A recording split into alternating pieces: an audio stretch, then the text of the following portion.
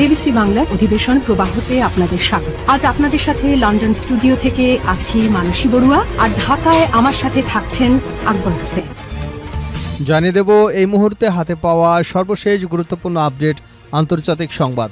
শুরুতেই থাকছে জর্ডান বাহরাইনে মার্কিন নৌ ও বিমান ঘাঁটি গুঁড়িয়ে দিল ইরান।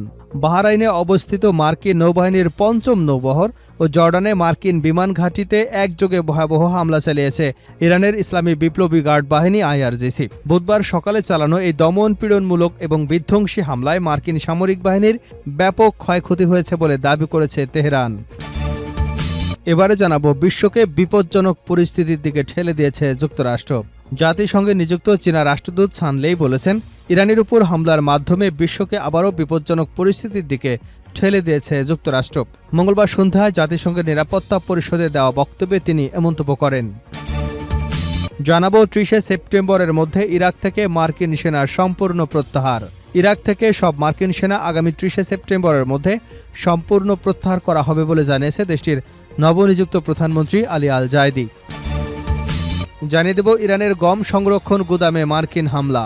ইরানের খুজেস্তান প্রদেশে একটি গম সংরক্ষণ বা সাইলো গুদামে ক্ষেপণাস্ত্র হামলা চালিয়েছে যুক্তরাষ্ট্র, এমনটাই দাবি করেছে তেহরান। দেশটির কর্মকর্তাদের দাবি, হামলায় সাইলোটি ক্ষতিগ্রস্ত হলেও এখন পর্যন্ত কোনো হতাহতের খবর পাওয়া যায়নি। জানিয়ে দেব ইসলামাবাদ চুক্তি থেকে বেরিয়ে গেল ইরান। যুক্তরাষ্ট্রের সঙ্গে স্বাক্ষরিত ইসলামাবাদ সমঝোতা চুক্তি থেকে আনুষ্ঠানিকভাবে সরে দাঁড়ানোর ঘোষণা দিয়েছে ইরান।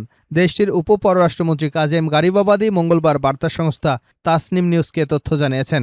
গারিবাবাদী বলেন, গত এক সপ্তাহের বেশি সময় ধরে চলা মার্কিন হামলা এবং হরমুজ প্রণালীতে যুক্তরাষ্ট্রের আসন্ন আগ্রাসন মোকাবেলার সিদ্ধান্তের অংশ হিসেবেই ইরান এ পদক্ষেপ নিয়েছে।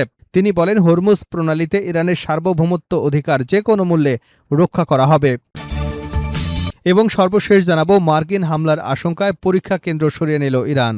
যুক্তরাষ্ট্রের সঙ্গে চলমান যুদ্ধ পরিস্থিতির মধ্যে সংবেদনশীল এবং সামরিক স্থাপনার কাছাকাছি থাকা দেশের সব শিক্ষা বিষয়ক পরীক্ষা কেন্দ্র অপেক্ষাকৃত নিরাপদ এবং দূরবর্তী স্থানে সরিয়ে নেওয়ার ঘোষণা দিয়েছে ইরানের শিক্ষা মন্ত্রণালয়। পরীক্ষার্থীদের সর্বোচ্চ নিরাপত্তা নিশ্চিত করতে এসব কেন্দ্র বিভিন্ন পাবলিক হল, ধর্মীয় উপাসনালয়ে স্থানান্তর করা হয়েছে। এতক্ষণ শুনছিলেন সংবাদ শিরোনাম, এবার থাকছে পুরো সংবাদ। অনুরোধ থাকবে এই ভিডিওতে একটি লাইক দিন, কমেন্টস করে জানিয়ে দিন এই ভিডিওটি আপনি কোন জেলা থেকে দেখছেন এবং শুনছেন। জর্ডান বাহরাইনে মার্কিন নৌ এবং বিমান ঘাঁটি গুঁড়িয়ে দিল ইরান। বাহরাইনে অবস্থিত মার্কিন নৌবাহিনীর পঞ্চম নৌবহর এবং জর্ডানে মার্কিন বিমান ঘাঁটিতে একযোগে ভয়াবহ হামলা চালিয়েছে ইরানের ইসলামী বিপ্লবী গার্ড বাহিনী। বুধবার সকালে চালানো এই দমনপীড়ক ও বিধ্বংসী হামলায় মার্কিন সামরিক বাহিনীর ব্যাপক ক্ষয়ক্ষতি হয়েছে বলে দাবি করেছে তেহরান। এই হামলার পরপরই আইআরজিসি জর্ডান ও কুয়েতের জনগণকে তাদের দেশে মার্কিন সামরিক উপস্থিতির বিরুদ্ধে সোচ্চার হবার আহ্বান জানিয়েছে, যা সমগ্র মধ্যপ্রাচ্য জুড়ে এক চরম যুদ্ধাবস্থা তৈরি করেছে। ইরানের বিপ্লবী গার্ড বাহিনীর দাবি অনুযায়ী বুধবার সকালে বাহরাইনে মার্কিন পঞ্চম নৌবহরের ঘাঁটিতে এক শক্তিশালী হামলা চালানো হয়। এতে ওই ঘাঁটির প্রধান command and control centre, naval support management centre, বিশাল সামরিক গুদাম এবং জ্বালানি ট্যাঙ্কগুলো সম্পূর্ণ ধ্বংস হয়ে গেছে। আইআরজিসি এ হামলাকে যুক্তরাষ্ট্রের বিরুদ্ধে তাদের একটি ক্র্যাশিং রেসপন্স বা চূর্ণ বিচূর্ণ করে দেওয়ার মতো দাঁত ভাঙা জবাব হিসেবে অভিহিত করেছে। বাহরাইনের পাশাপাশি জর্ডানের আজরক এলাকায় অবস্থিত মার্কিন বিমান ঘাঁটিতেও ইরান বড় ধরনের হামলা চালিয়েছে। ইরানের বিপ্লবী গার্ড বাহিনী তাদের বিশেষ সামরিক অভিযান নাসর-2 এর ষষ্ঠ পর্বের অংশ হিসেবে এই হামলা পরিচালনা করে।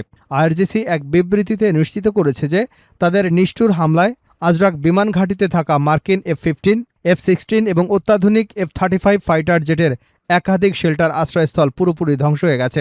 এর পাশাপাশি ঘাঁটিতে মোতায়েন থাকা বেশ কয়েকটি মার্কিন MQ-9 ড্রোন গুঁড়িয়ে দেওয়া হয়েছে বলে বিবৃতিতে দাবি করা হয়েছে।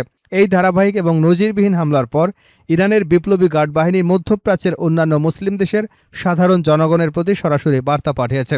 জর্ডানের জনগণের উদ্দেশ্যে দেওয়া এক বিবৃতিতে আইআরজিসি তাদের দেশ থেকে মার্কিন সামরিক উপস্থিতি চিরতরে অবসান ঘটানোর আহ্বান জানিয়েছে।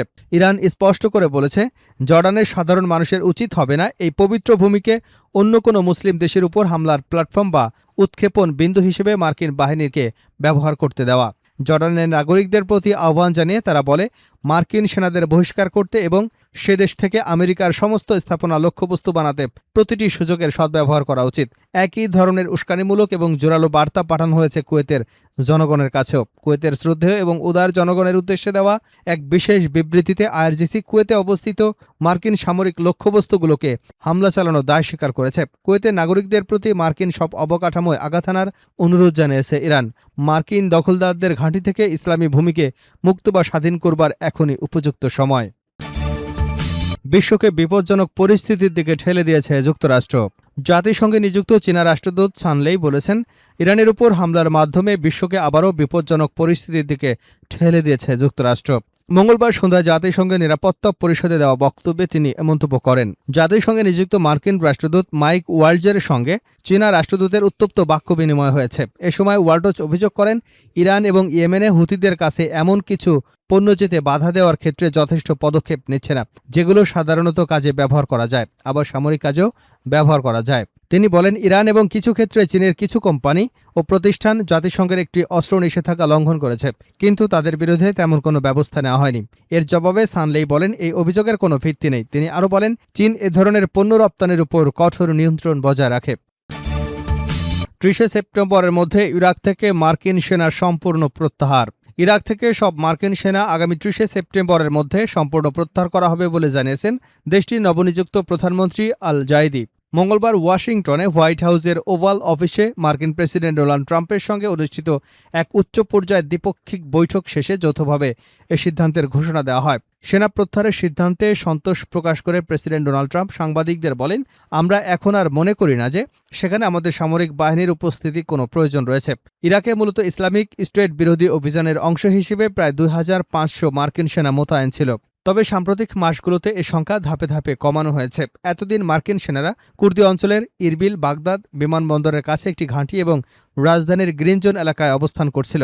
প্রধানমন্ত্রী আলী আল জাইদির নেতৃত্বাধীন ইরাকি সরকার এ সেনা প্রত্যাহারের পরিকল্পনাকে দেশটির অভ্যন্তরে সক্রিয় প্রভাবশালী ইরান সমর্থিত মিলিশিয়া গোষ্ঠীগুলোর সম্পূর্ণ অস্ত্র সমর্পণের শর্তের সঙ্গে সংযুক্ত করেছে। এ বিষয়ে আলী আল জাইদি বলেন, আগামী 30 সেপ্টেম্বর আমেরিকান বাহিনী ইরাক ছেড়ে চলে যাবে এবং আমেরিকান কোম্পানিগুলো এখানে প্রবেশ করবে। 30 সেপ্টেম্বরের পর রাষ্ট্রের বাইরে অন্য কোনো গোষ্ঠীকে কোনো ধরনের অস্ত্র বহনের অনুমতি দেওয়া হবে না। বৈঠকে প্রেসিডেন্ট ট্রাম্প ইরাকের নতুন প্রধানমন্ত্রীকে একজন চ্যাম্পিয়ন বা বীর হিসেবে প্রশংসা করেন।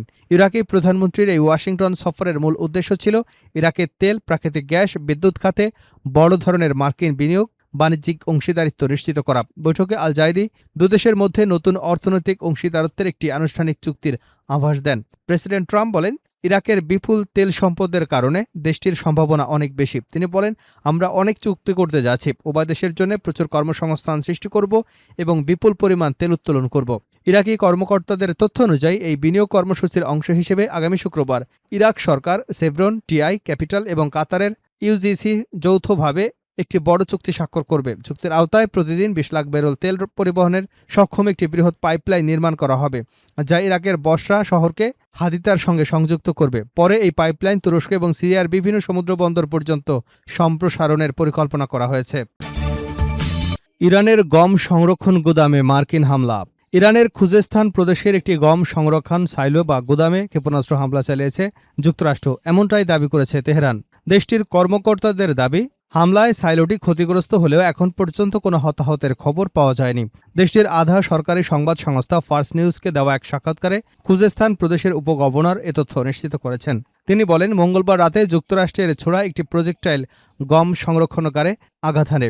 হামলার পর জরুরি সেবা সংস্থা এবং স্থানীয় প্রশাসনের সদস্যরা দ্রুত ঘটনাস্থলে পৌঁছে পরিস্থিতি নিয়ন্ত্রণে আনেন। উপগভর্নর জানান, প্রাথমিক তথ্য অনুযায়ী হামলায় শুধু অবকাঠামোগত ক্ষতি হয়েছে, এতে কোনো প্রাণহানির ঘটনা ঘটেনি। ক্ষয়ক্ষতির পূর্ণাঙ্গ হিসাব এখনও প্রস্তুত করা হচ্ছে। সাম্প্রতিক সংঘাতে সামরিক স্থাপনার পাশাপাশি খাদ্য এবং অন্যান্য বেসামরিক অবকাঠামো ক্ষতিগ্রস্ত হওয়ার অভিযোগ উঠেছে। গম সংরক্ষণ সাইলোতে হামলার এই দাবি সেই উদ্বেগকে আরও বাড়িয়ে দিয়েছে। তবে ইরানের এই দাবির বিষয়ে যুক্তরাষ্ট্রের পক্ষ থেকে তাৎক্ষণিকভাবে কোনো আনুষ্ঠানিক মন্তব্য পাওয়া যায়নি। ফলে হামলার প্রকৃত এবং ঘটনার বিস্তারিত তথ্য স্বাধীনভাবে যাচাই করা সম্ভব হয়নি।